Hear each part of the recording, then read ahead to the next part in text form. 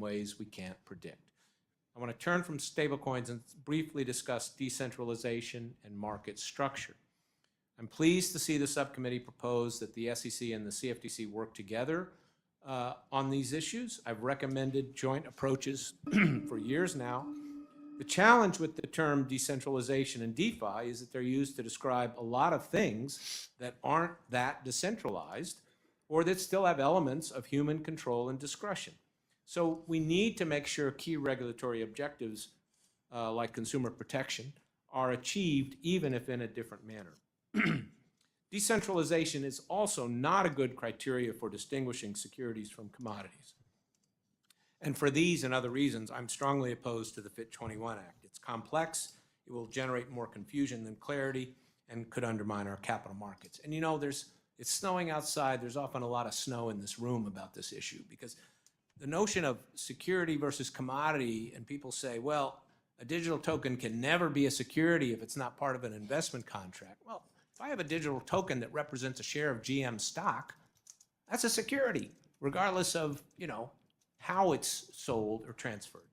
So there are better ways to address market regulation. I discussed those in my testimony.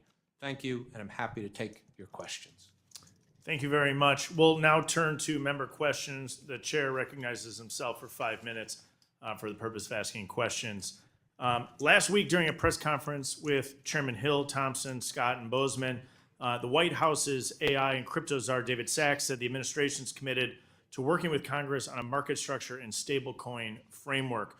While financial market regulators have the power to clear up some of the regulatory ambiguity related to the digital asset ecosystem, there's some obvious gaps where no regulator has jurisdiction.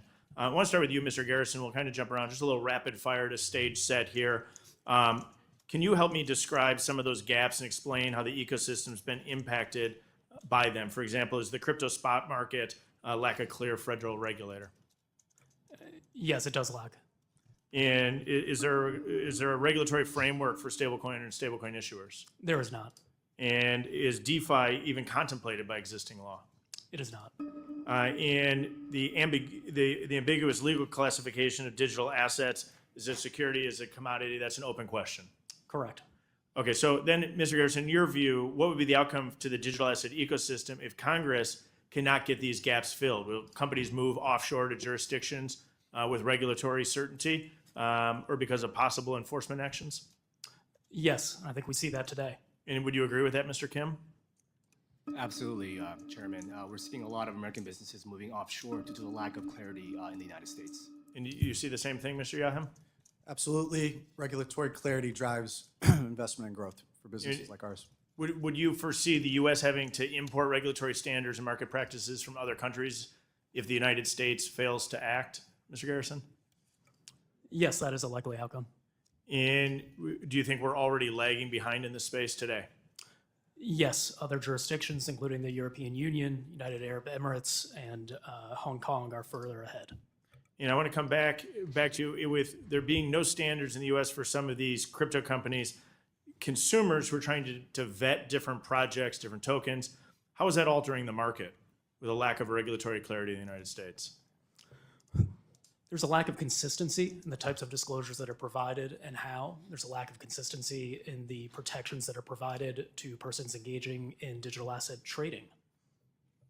Let me now jump to you, Mr. Kim, and say, what if we did put in place a framework for stablecoin for the ecosystem to have a federal regulatory framework governing stablecoin issuances? With those stablecoin ecosystems, can they actually develop with established legacy financial institutions taking part?